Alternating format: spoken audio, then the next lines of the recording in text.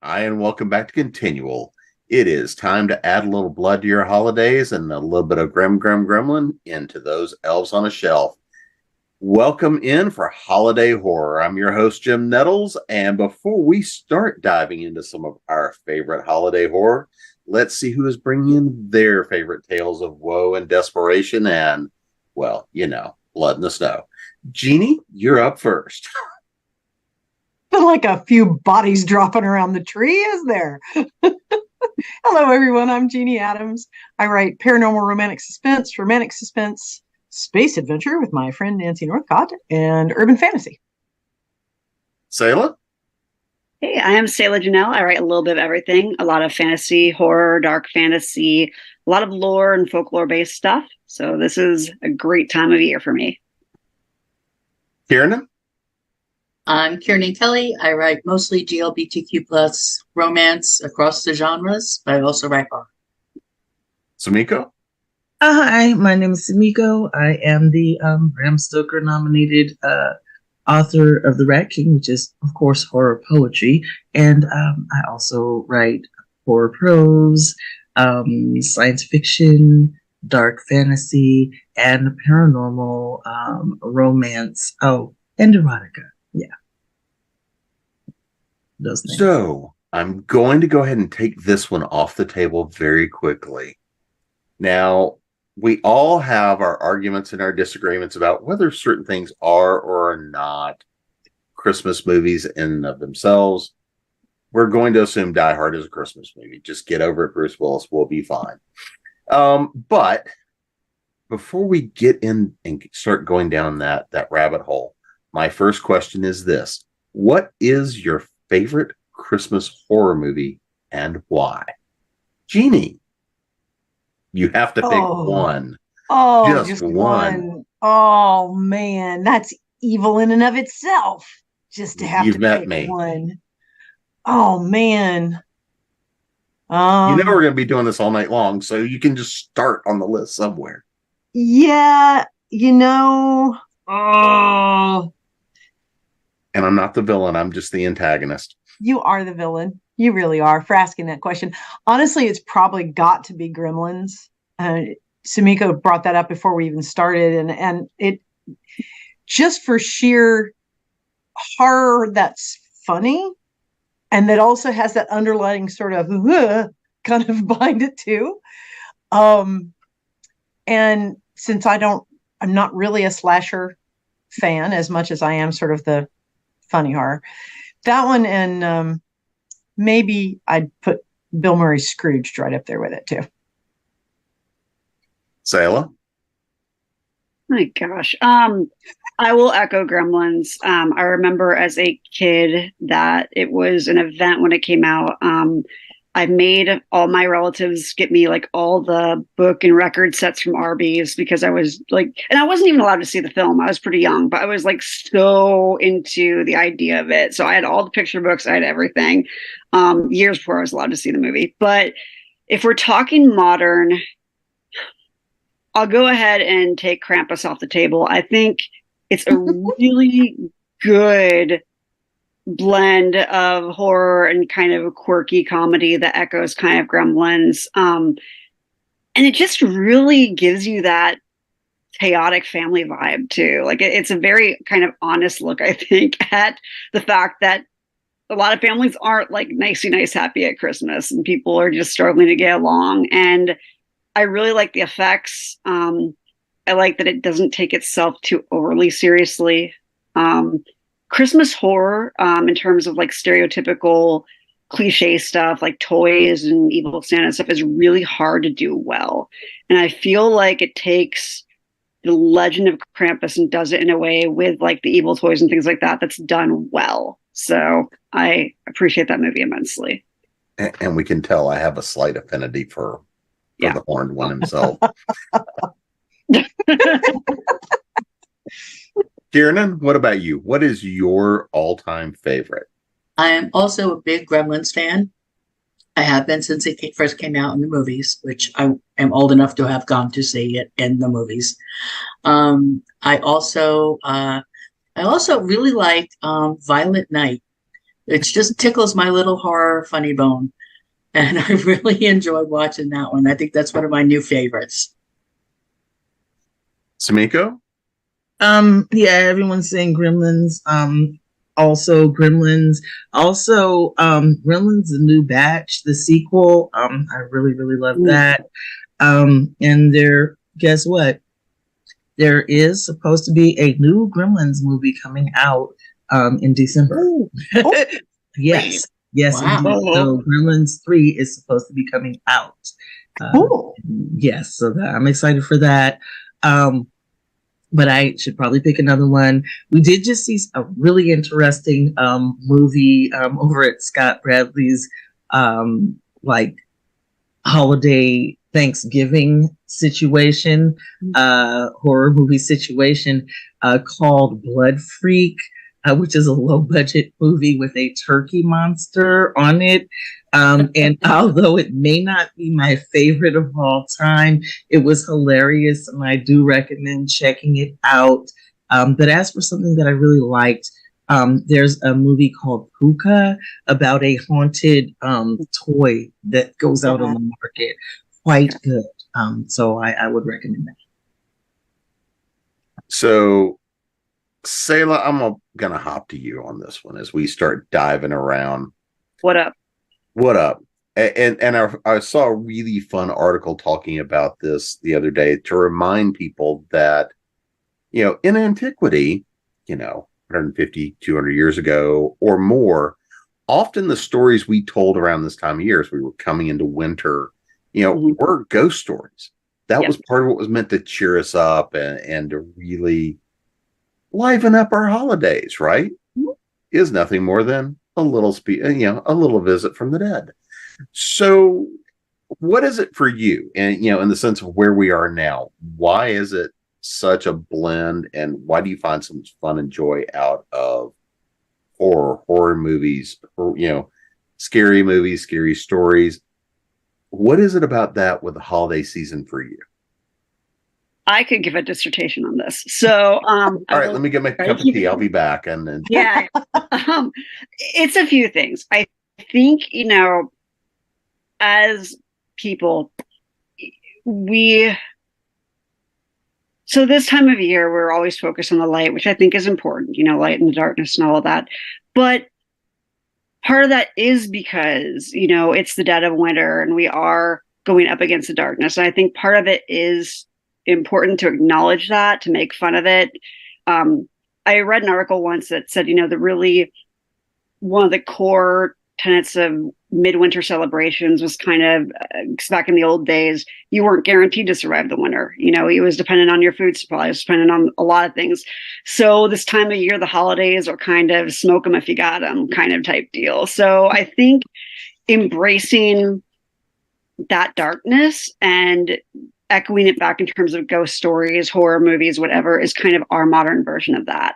For me, growing up a pastor's kid and having my November through Epiphany in January chock full of every activity you could ever imagine, every moment of the day, between school and church and everything else. And then growing up and as an adult working in entertainment for a long time and doing seasonal gigs to kind of get extra money as an elf, as a talking animal, as dancing characters, as many things.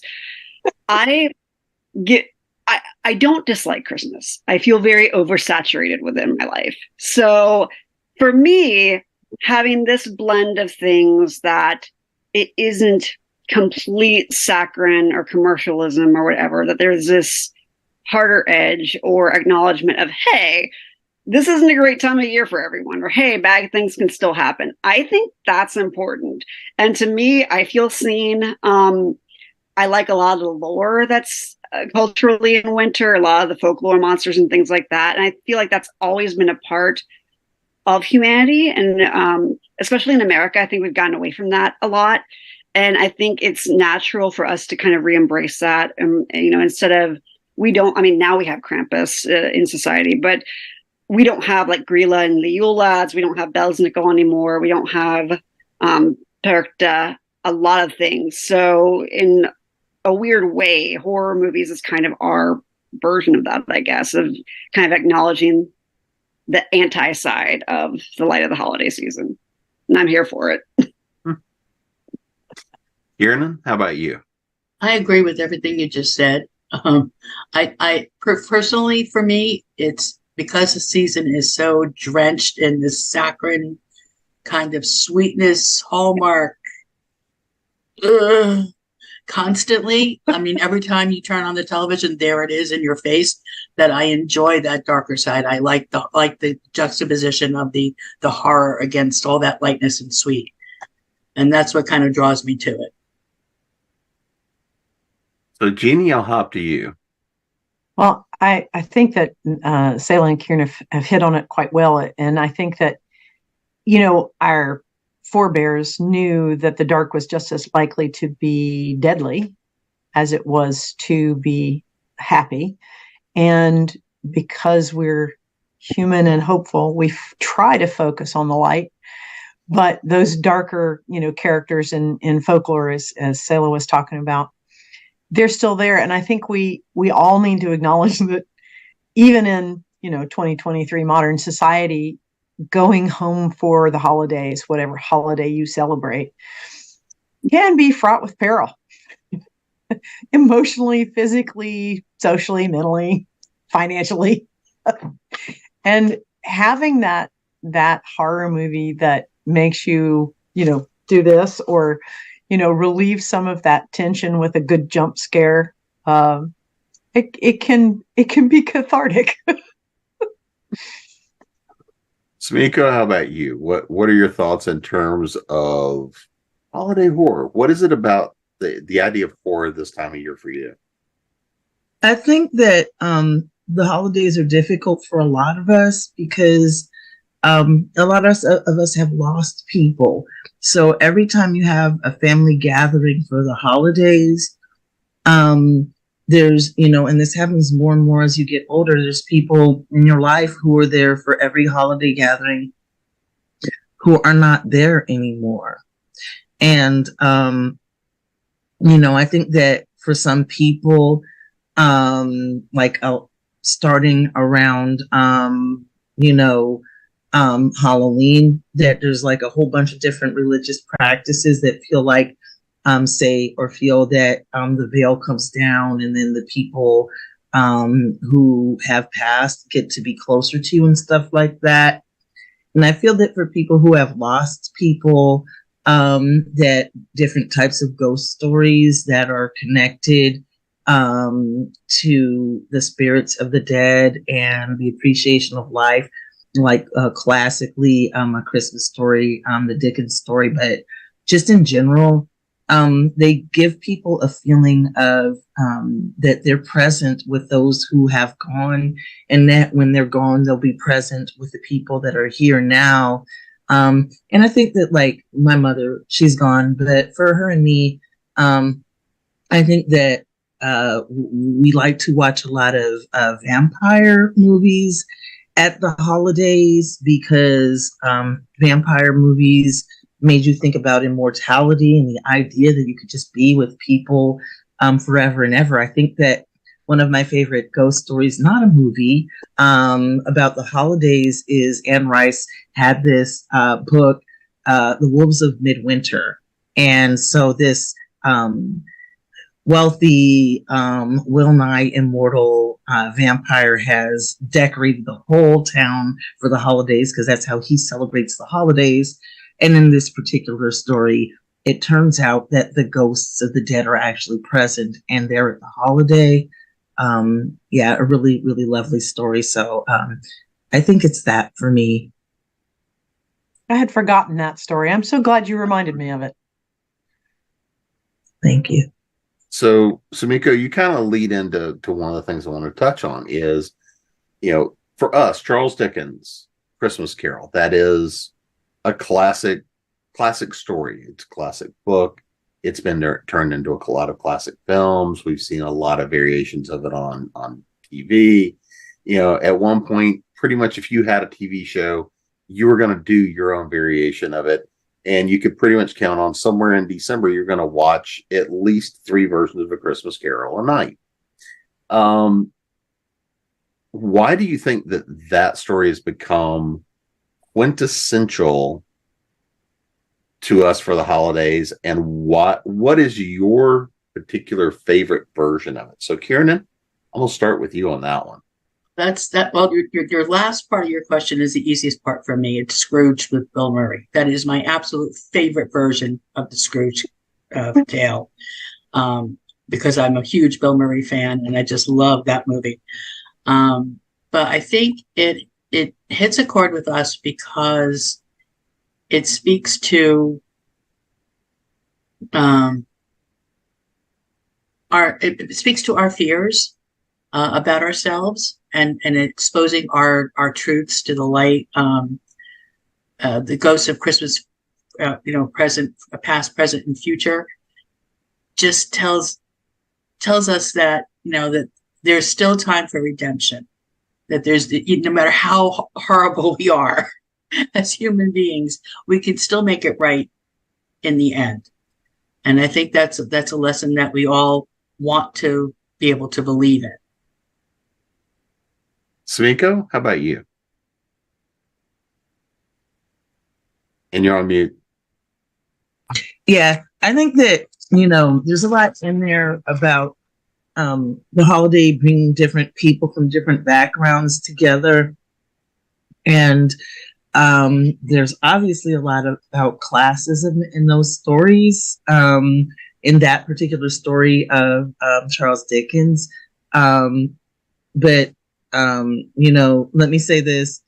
I think that the idea that everything you do impacts other people is a really important one in the story, because he has viewed himself as being a solitary man whose actions don't affect other people, but this family is literally dependent on him. And I think that it teaches people who maybe feel like isolated and lonely for the holidays that their actions and their deeds have an influence and an impact on other people, and that by engaging with the world and accepting your responsibility for your actions in the world, you can be a less lonely person. So that's sort of the moral to the story. Jeannie, so what's your favorite and why? Well, I'm with Kiernan on Scrooged. The whole thing with the antlers on the mouse, I'm just every year that one gets me. Although I have to say the George C. Scott version is and the Muppets. The Muppets are like right up there in my favorites of the Christmas Carol. And we have entire panels where we just talk about Alastair Sim and the Muppets and Bill Murray. And anyway, but yeah, the George C. Scott one, because he pulls off Scrooge so brilliantly. And like Sumiko said, I think, yes, you're right, Jim. Every show tries to form some Scroogey kind of thing. They either do that or Gift of the Magi, or both. But that connection across culture and class, and you see it in Scrooged too, where every single level of humanity is touched by someone who doesn't think they touch anyone or affect anyone. And it's just an odd and interesting layering that, sometimes we all write stories and somebody says, oh, the theme in the story is this. And we as the writer are going, wait, there's a theme? I didn't realize there was a theme. And I wonder sometimes if Dickens were to come back and see how many analyses of the story there were, if he actually did all that deliberately or just wrote a story. But there's so many things that are takeaways from it. As Sumiko said, about loneliness and about impact and about connection. I mean, Fred is his own whole, like Selah said about folklore, I could write a dissertation. Just that hopeful, that blind optimism. I live there, so I get along with Fred a lot. But yeah, when it comes down to your basic question, Jim, I think the Muppets and George C. Scott, those are my favorites. Yeah, sometimes the curtains are just blue. Yes, sometimes they are. Selah, for you, what's your version of A Christmas Carol? Oh, okay. So I have two. But first off, I agree with what everyone else has said about why it works, and why it's sort of hung in there so long. I also want to give mention though that I think Dickens, like this story, was probably the first real story that had like what we consider like modern Christmas traditions. So I think it hits a lot of the cozy, sweet spot, especially with Fred and the Cratchits and things like that. Going about your traditions and carols and prepping for Christmas morning and all that. And I also think it's important to recognize that, I mean, there's a lot of that theme of loneliness and interconnectivity that bleeds through into other Christmas classics. Like you could argue It's a Wonderful Life as a take on it, because you have, now George is an everyman, but we see his past, we see his present, we see a possible future. And then he goes through this big character arc change at the end and realizes how connected he is to everyone else in town. So, I mean, I think the themes resonate, even if it's not a straight adaptation of A Christmas Carol. It definitely shows up in other things in the holiday season. So my favorite versions, I freaking love, and I will champion this movie till I die. I love Scrooge. It's a musical. It's great. It has Albert Finney. Seriously, he goes through every range of emotion in this movie. It's brilliant. He's brilliant. What's his face? Alec Guinness is Marley. Perfect. Just perfect. But they tap dance on Scrooge's coffin. Scrooge goes to hell in part of it. It's great. It's just as British as you want it to be. It's wonderful. I just think everyone should see it at least once. I don't care if you're suffering through it. It's brilliant. I will defend it till the day I die. I also ran into a version from my youth I'd forgotten about today. So I'm from this wonderful time called the 80s. And cartoons back then were very different than they are today sometimes. The Ghostbusters channel has been uploading episodes of The Real Ghostbusters, which excellent. Like for the time, the writing is amazing. And it actually kickstarted a bunch of different writers into awesome careers. So there's an episode called Xmas Marks the Spot where the Ghostbusters are going back from a mission or something. They fall through a time slip. And I guess in that show, A Christmas Carol is like history. And so they happen upon Scrooge being harassed by the ghosts and they just think, oh, ghosts. And they don't put it together. So they capture the three spirits of Christmas. And when they get back to like their reality, Christmas is like everyone's a humbug. Like Scrooge has published a book that's become the defining, book of the season about how Christmas is terrible. And then they have to revert it all. But what's interesting is Peter actually goes through his own character arc, which is pretty deep for a cartoon, about how he realizes his own feelings about Christmas and his absentee father kind of evolves and how he can find appreciation this season. It's weird. It's great. There's this whole sequence where Egon has to go into the containment unit to get the spirits back. And you see all the other ghosts they've trapped from season one so far. It's so weird and it's amazing. Yeah. Didn't expect that one, did you? Well, you're actually kind of going to where my next question was running to. So you're going to have to think about this one. You're going to have to double dip now. So Sumiko, and I'm going to start with you on this. Thinking about holiday horror, right? We've seen a lot of TV shows, whether it's a standalone. I mean, one of my personal favorites is The Grinch, up into the point where, like that heart starts to grow. And I'm like, this is where we just cut this off right here, right now. When the heart's starting to grow, it's like, nope, the heart's going to go. The heart's going to go. But when we look at a lot of TV, sometimes it was just the holiday episode for the series. Sometimes it was just a standalone story. Sometimes it was made for TV type movie where we see the holidays. Sumiko, is there one of those for you, that stands out? Something for you that just makes part of that holiday season, that's part of that TV holiday horror? There was an episode of Supernatural that it was a Christmas episode, but it really was about Dean's feelings of parental responsibility for Sam, because so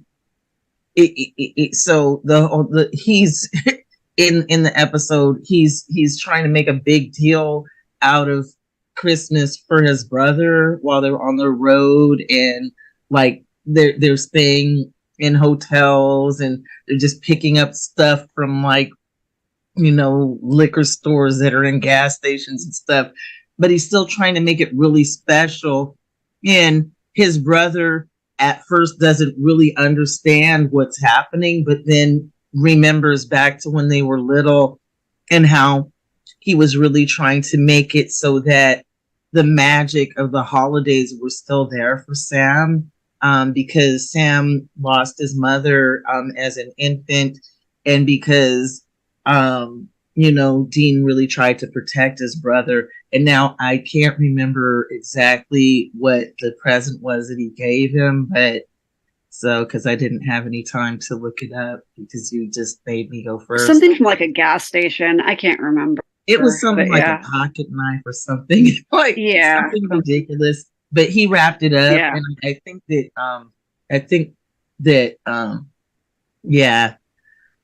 Sam might have given Dean some porn magazines or something. Something like that, that opening sequence too, like the cold open with the kid, is just so phenomenally perfect. Like, it's just great.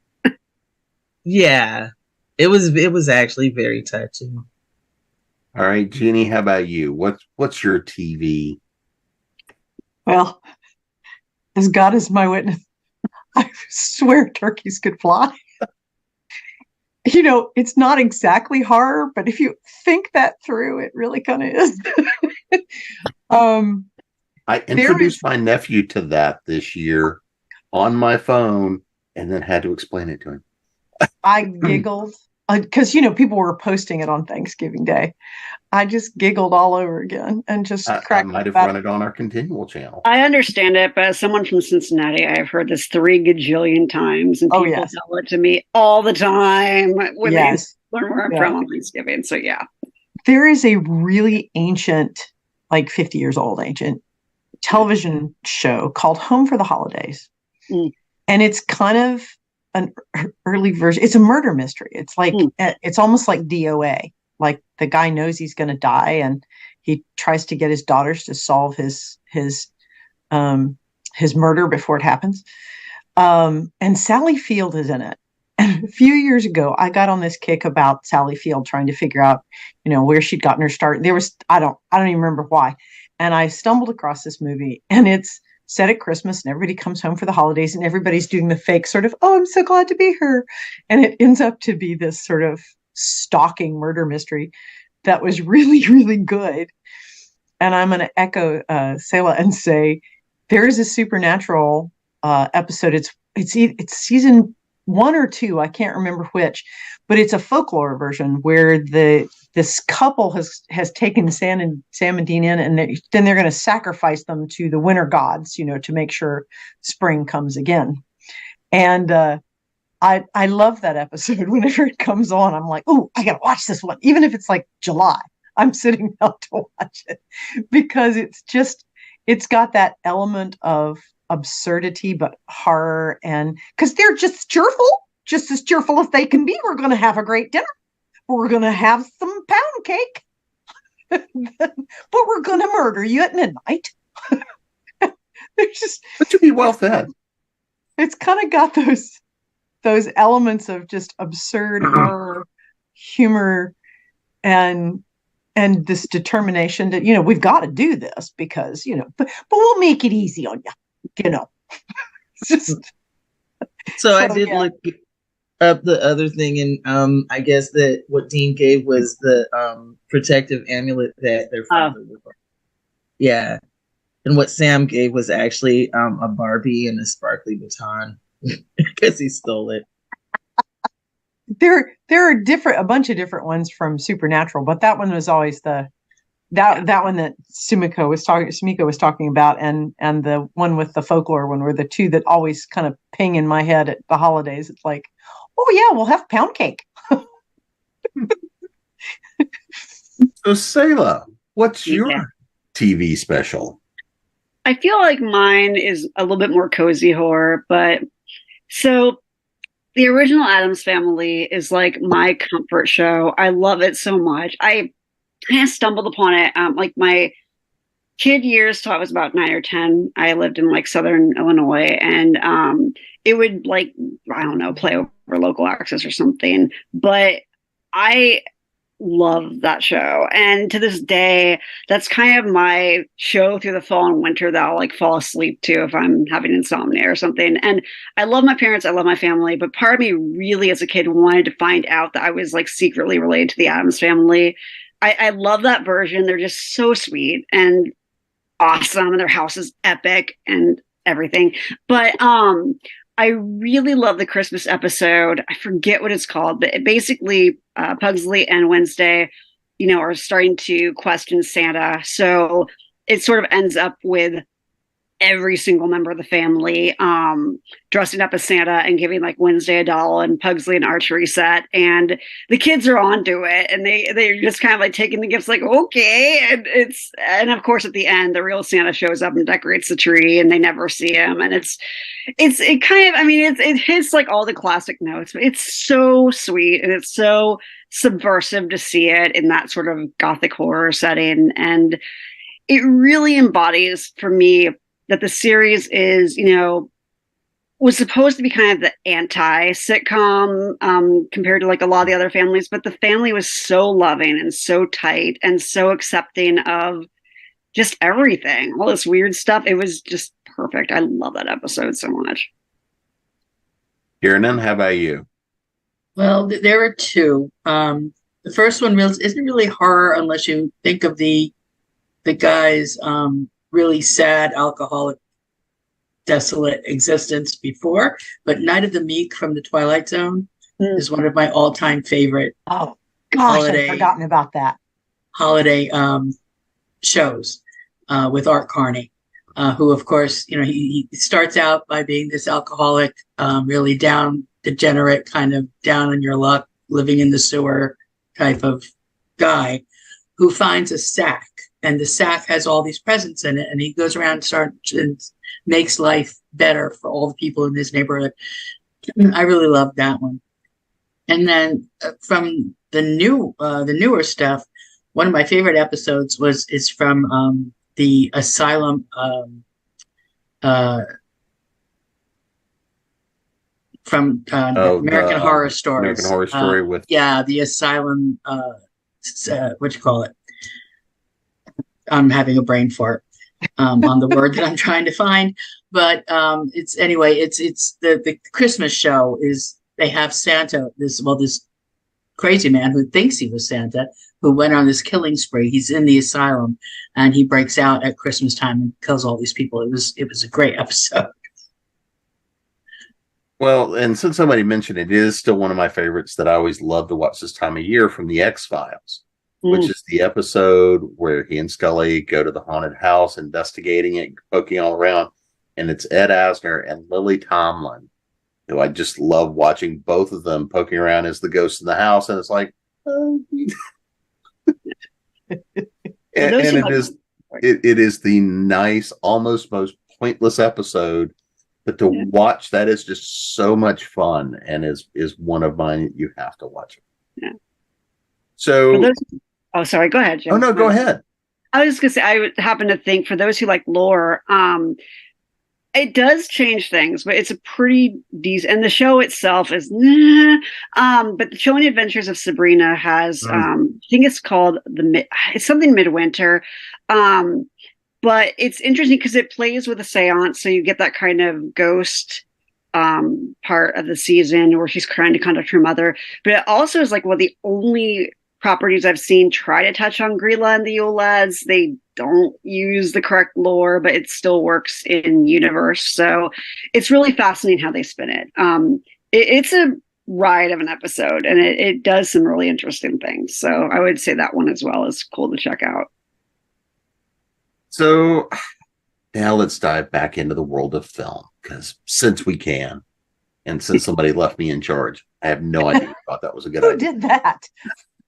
Who thought that was a good idea? I have no idea. So, what is that most ridiculous holiday horror film, but it's one that you love to see every time? For me, I mean, I hate to admit this, but because I don't know, it's 6, 7 years old at this point. Thanksgiving, for me, is just a ridiculous, fun mockery of every horror movie I've ever seen, and is nothing but a great ride. And it's one of those things that a friend of mine introduced me to. I always love to watch that movie just with the killer turkey. So, Jeannie, what's that ridiculous guilty pleasure holiday horror film? Oh gosh. Bad Santas. That's on our regular playlist. Yep. It's just horrible. There are times when it's just exactly what you need to be watching. Yeah, we showed that one year when we had everybody at the house on Christmas night. We're like, hey, y'all are going to love this. And nobody's come back to our house for Christmas since. I don't know what that says. That's good to know if I ever need to get rid of people. The unwanted relatives. Oh, just show Bad Santas. Selah, how about you? What's that guilty pleasure? I feel like it's not bad, but it's not great. It's weird. Is A Christmas Horror Story. It's the one where William Shatner is a DJ and he's talking about like the town falling apart and stuff, and then you have these different story segments that kind of interconnect, I guess. There's like a changeling story that's pretty interesting. There's a random Krampus story about a statue that I think Kevin Smith did. I don't remember. That one was a little weird, but I mean, it worked, I guess. I just remember there's also like the Santa fighting the zombies, and then you find like look out at the end, like there's been some terrible thing at the mall, and I can't remember if like the mall Santa has gone crazy or something, attacking people, so he thinks like the people are zombies or what the actual hook is. But it's fantastic. It has no right to be as addictive as it is, but it's great. All right, Kiernan, what's yours? Well, you totally took mine. You're welcome. Sorry. Thanksgiving is amazing. There's nothing better than a killer turkey. I'm sorry, there's just nothing better. There's one that's I think it's coming out this Christmas that I'm kind of looking forward to, that I haven't obviously seen yet because it's not out yet. But it's the Elf on the Shelf horror movie, and I'm thinking that's going to earn a space on my playlist. Yeah, that's really horrible. He turns into a little slasher. Yeah, does not surprise me one bit. Right. So that I think I'm gonna definitely go see when that comes out. I think it's I don't think it's out yet, but Elf on the Shelf, yeah, I think that's gonna earn a spot on my playlist. Yeah. My loathing for Elf on a Shelf made its way into the book over my shoulder as well, but that's a different story too. Sumiko, how about you? What's that guilty pleasure holiday horror? I don't know. I feel like I'm gonna get in trouble because people will say this isn't holiday or horror or guilty pleasure, but it is actually Bram Stoker's Dracula, which came out just before Thanksgiving. Yeah, I love that movie. People were all over it talking about Keanu Reeves' bad acting on other problems with it, but I so much, and it did come out right before Thanksgiving and is a Thanksgiving holiday tradition in my family to this day. Love it. And also my youngest niece is named Elizabeth after that movie. I actually That's got a awesome. family member that got named after it. So I have to correct myself, because I think the movie that I was thinking of actually is out, and I think it's streaming on Pluto and Tubi. So I may have to go watch that tonight. Well, what's the name of it? Elf. Oh yes, I saw something about that. Yeah. Huh? I think that's You what, guys I think that's will the one I was remember. thinking of. Isn't there one that's like Santa Claus Vampire Slayer? Isn't there one where Santa's like a vampire slayer? I can't remember. Yes, there is. And I'll look it up. I was trying to find it on IMDb and I couldn't find it because it doesn't start with Santa Claus.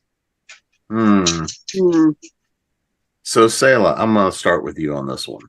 Sure. What is your favorite holiday horror film that does folklore well? Oh God, I don't know. I'm trying to remember like everything I've seen at this point.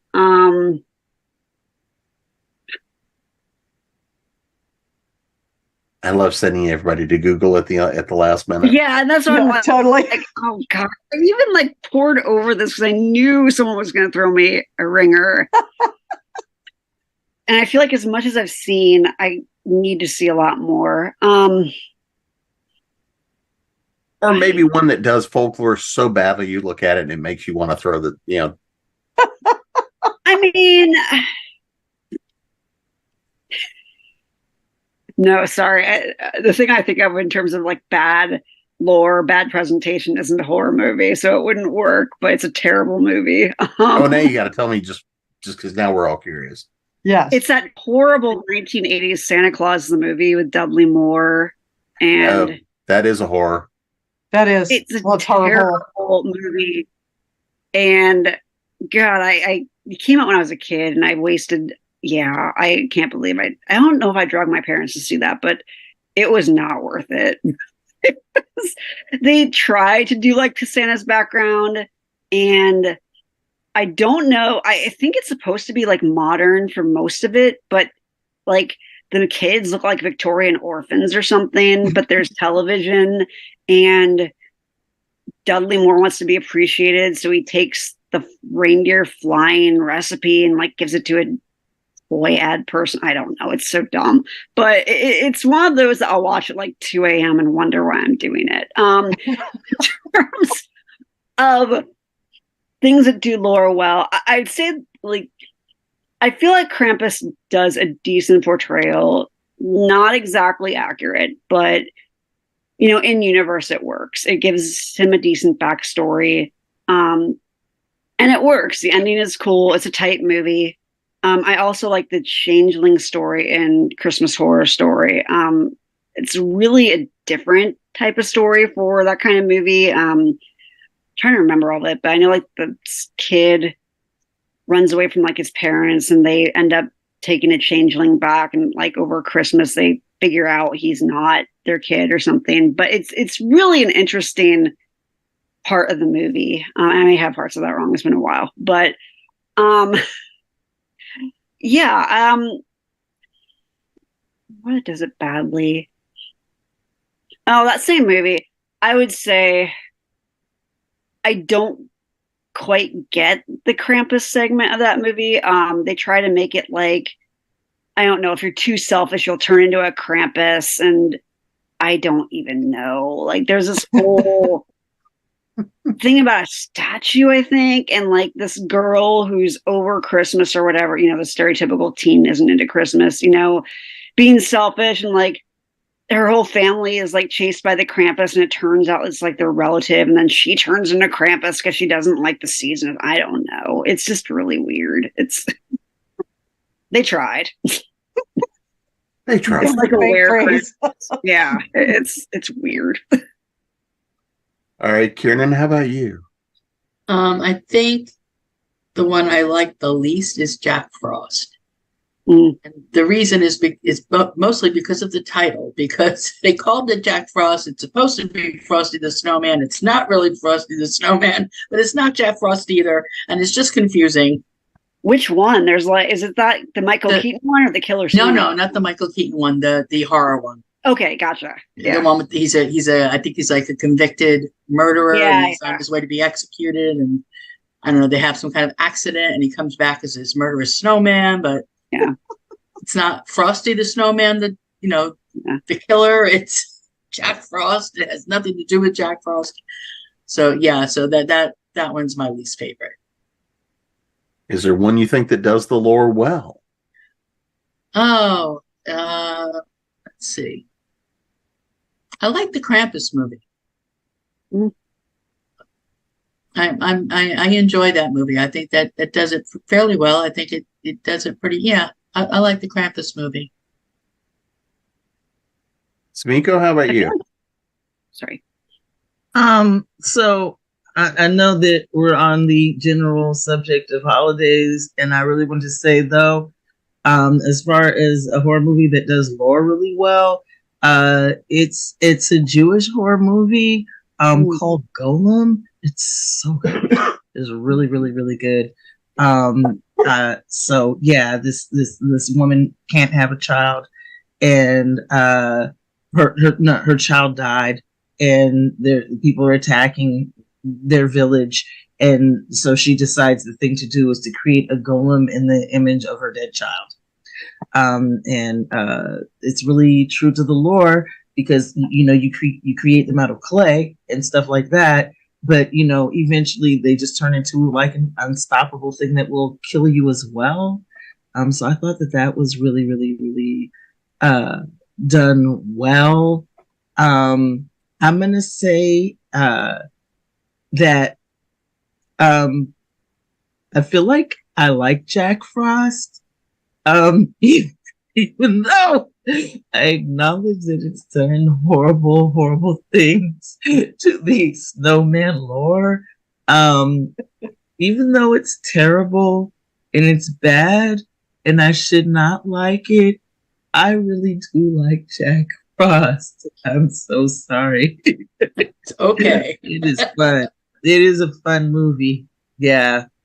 Like on a slightly different but related subject of the snowman, Kate Bush has an album called 50 Words for Snow, and there's a song called Misty, and in the video for the song called Misty, there's this whole thing where in the song a drop of her blood falls on the snowman that she's creating, and the snowman creeps into bed with her, and they have a passionate night, although the snowman is very, very cold because it's made out of ice, and then he starts melting in her bed, and then she's out there crying like the character, because Kate Bush always has a character in these stories.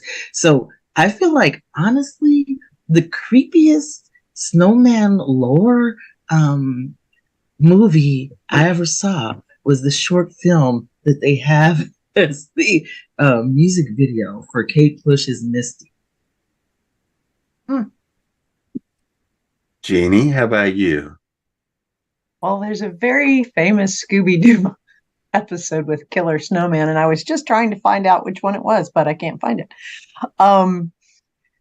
Which is so badly done, it's absurdly funny, as most Scooby-Doo is. One of the worst ones I've ever seen is a 50s cartoon of the Snow Queen from the Brothers Grimm.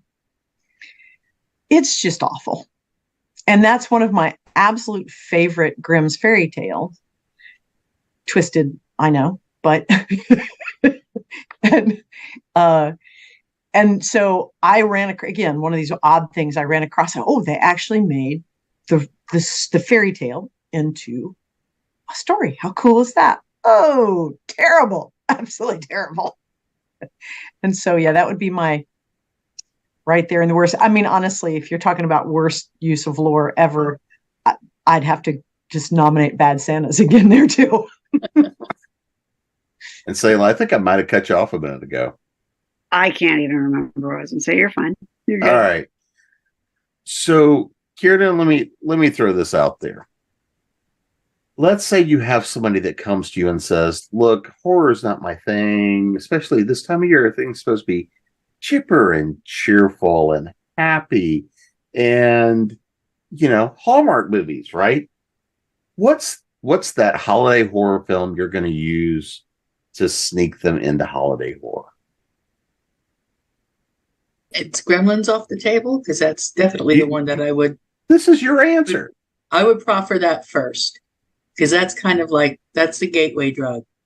Because it starts out sweet and so lovely, and the little Mogwai is so cute, and oh my gosh, you just love him. And then he begins to multiply, and all of a sudden there are hairballs flying, and they have stripes, and they're in the mixers, and they're in the microwave.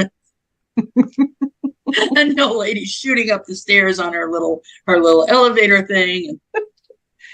It's a great movie, but it eases you into the horror by being very, very sweet in the beginning. Sumiko, how about you?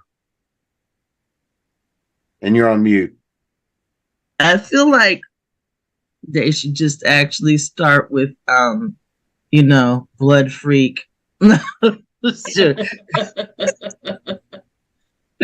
Just joking. Sort of. I'm gonna say this though. There's a whole bunch of really bad horror films on that level that are greatly improved by the presence of a dude with a couple of robots mocking them. So in that spirit, in that spirit, I would probably try to find something like Blood Freak that's on Mystery Science Theater 3000 and get them to watch that. I think that movie should be on it, honestly, but it would have been the best episode ever of Mystery Science Theater. I can't think of a holiday themed one offhand because I'm still stuck on Manos Hands of Fate, and also the one episode that they did about the Highlander 2. That's a movie that does not exist. They did. They didn't actually have that movie. They had a movie with Sean Connery's brother, and then they showed the one point where his career became better than Sean Connery's, which was that. All I can say, I did see Highlander 2 in the movies. Oh no! In the theater. I'm so sorry. Yeah, I was the only person that was there, and the only thing I can say about that was Sean Connery did show up for the payday. So Jeannie, what is it for you? What's the one you're going to use to take that person and ease them into holiday horror? Oh, I'm like Kiernan. It's probably Gremlins, but Home Alone and Nakatomi Plaza are not off the table for sliding someone into the beginning of bloodshed and danger and bodies hitting the floor at Christmas. So, well, I mean, definitively, Home Alone, which can honestly say I've never watched the entirety of. I've only seen pieces, but that is straight up horror because you are training a future serial killer. I mean, precisely. Yeah. Thank you. That has been my adamant post about the movie. This is horror. This little kid is actually trying to kill people with really ugly ways. Yeah. And it might have been stolen from part of my life story. And Hans Gruber is just the most excellent villain for Christmas to me. He kind of makes Krampus look like a slouch. Krampus has more time and grade, though. I will give him that. Selah? I feel like it depends on the approach. I feel like if they're being honest with themselves and I would catch them at a stressed moment, I could use Krampus because I feel like we all have those moments where we're just done with family. So that could work. Plus, it's kind of a horror comedy. The sarcastic part of me, and this is like my favorite movie of all time too, is like It's a Wonderful Life because of like the economic decline and just how much that George Bailey goes through. Because I feel like it depends on the year whether I find this movie hopeful or whether it's just a punch in my soul. So I never quite know how I'm going to react to it year after year. And I love this movie. Like, I love it. I also feel like if they're really adamant that Christmas and horror don't go together, I would pivot and do winter horror and do 30 Days of Night. because it has that kind of bleak winter atmosphere, that inescapable claustrophobia, and it's just a really, really good vampire movie. So I would have that on the back burner ready to go. And if all else fails, just him with a cozy Adams Family or something, I don't know, and then switch something midway through. And I'm surprised nobody has slipped in a little bit of Tim Burton here. Oh, Nightmare Before Christmas. Nightmare Yeah. Before here's Christmas. my thing. I get why people like it. That movie is like 99% aesthetic and 1% plot of a man having a midlife crisis, and not a lot happens. And the music's great, the aesthetics are great, and I know people love it. That is great. They can have it. I think it's a beautiful movie, but yeah. Well, before we get out of here, I'm going to throw an open question to everybody, and you can answer this however you wish. So, Kiernan, I'm going to start with you on this one. What's the one thing we haven't talked about with holiday horror, whether it's a movie, a TV show, just a theme, something you think we haven't talked about with holiday horror? I think at least one movie that we haven't touched on that I really thought we would have is Black Christmas. From the, I think it was made in the 70s, maybe, or the early 80s. There was a first version of that I want to say was early 70s, and there was a remake too, if I remember. Yeah, the original was with I think John Saxon was in it, and Margot. Her name escapes me, but she played in Superman. Margot Kidder. Kidder. I just watched it not long ago, and it's still held up for me. I mean, the calls are coming from inside the house. It's just it cracks me up every time. And it's certainly not a movie that would work today with cell phones and with our technology. But back then, it was pretty scary when you went to go see it. That this guy is still in the house after you think, and plus she kills her boyfriend. Oh, sorry, spoiler alert. Thinking Merry Christmas. Merry Christmas. That's one way not have to buy you a turns gift. out it's not. And then he's still there, and the calls are coming from inside the house. That just freaked the hell out of me when I went to see it. Sumiko, how about you? What's the one thing we haven't touched on? And you're on mute. Oh, there Yes, sorry. So I feel like it's been kind of like really centered around Christmas stuff. So we haven't talked about stuff like New Year's Evil, which is like, obviously New Year's stuff. And I did actually later think that I should have said Adam's Family Values. Love that would have been my entry horror movie, holiday horror movie, because it's actually Thanksgiving. Yeah. That scene at camp is just wonderful. Yeah, it is actually Thanksgiving, so that's a holiday. No, I can't get Pugsley as a turkey out of my head.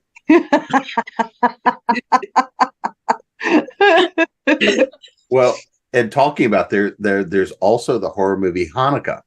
Just if you need to slip that one in. Yeah, exactly. Which is a fun little film. Well, we were talking about lore earlier, and I forgot completely about the Wicker Man. Oh, yeah. Which is pagan rituals and different holidays and things like that. It's not really like Christmas, but it's holiday. I would pay to see a holiday revamp of that movie. Like, this is what I want now. A modern one, yeah. That one's super old. Yeah. Well, they did a remake of it, sort of. We don't think about that. Yes, I know. We shall not speak of that. We don't talk about Bruno. No. No.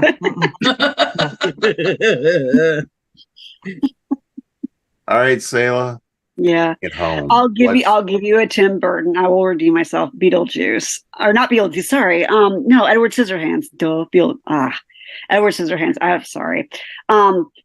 That is a charming kind of, not really horror, but not light and happy Christmas movie. I like that it has kind of the bittersweet ending. And I don't know. It's just pretty. I love Diane Wiest in it. She's one of my favorite people in the world, actresses in the world. And I mean, what's her face? Nona Ryder and Johnny Depp are great. I mean, it's just a fun movie. Vincent Price. I mean, just great. You can't go wrong with Vincent Price ever. Yeah, No. she's just fantastic in it. And plus, that ending scene with like the snow is just glorious. Yeah. That would probably actually be one I would use as people's entry point, because I think that could be a good, very easy ride into Christmas horror. So Edward Scissorhands. Well, before we slide off into this silent deadly night, since y'all have ignored that one all night, let's make sure everybody knows where to find you guys. Websites, social media, any particular books you think they need to have. So, Jeannie. Well, you can find me a lot of the time here on ConTinual. You can find me at JeanneAdams.com on various social media.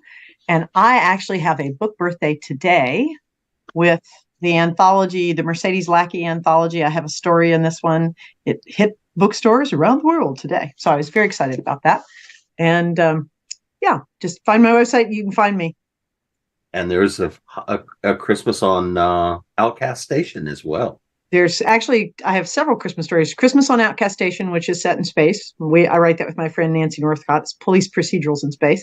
And then there's Christmas at Canham Castle, which is a romance set in the Welsh Marches. And that's got witches in it. My story, and that one has witches in it. And ghosties. Selah? So first off, you can spell me SelahJanel. So I can be found at SelahJanel.com, Facebook at author SJ. Selah Janel 99 on Instagram and Threads, Selah Janel on Blue Sky, and I guess I'm still on Twitter at the moment. I don't know what I'm doing there. So I have a short out that's Christmas horror called Candles on Kindle. That's about a group, a found family of survivors trying to celebrate Christmas during a zombie apocalypse. It's kind of near and dear to my heart. So I love that story. I also have a newish one out this year called Holly and Ivy. It's not horror. It's a revamp of a short I had out years ago, and I've retooled it as a novella. I do a lot of looking at some of the romance chick flick tropes of the season.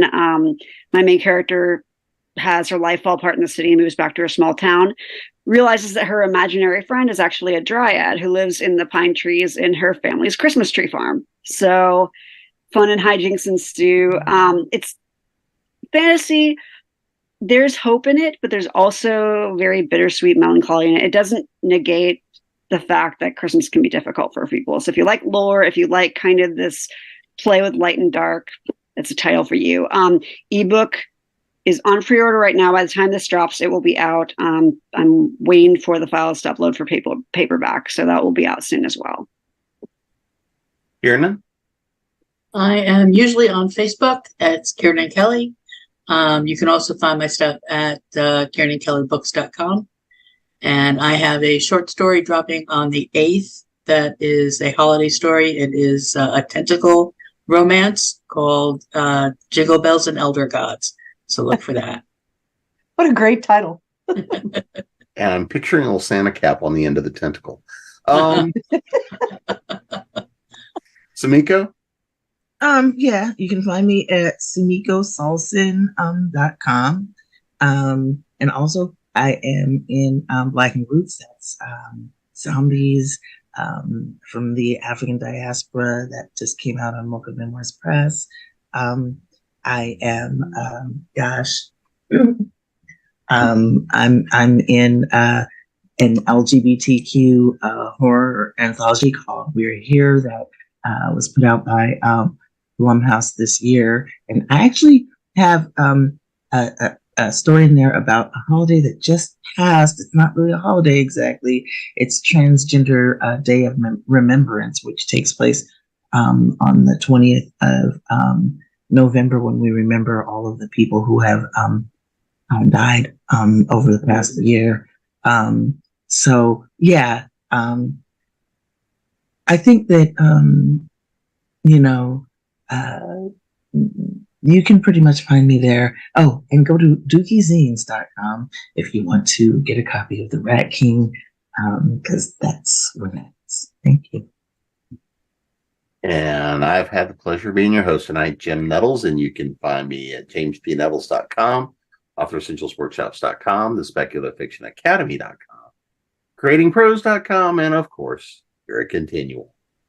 And until next time, look out for those footprints in the snow, and we'll see you again soon.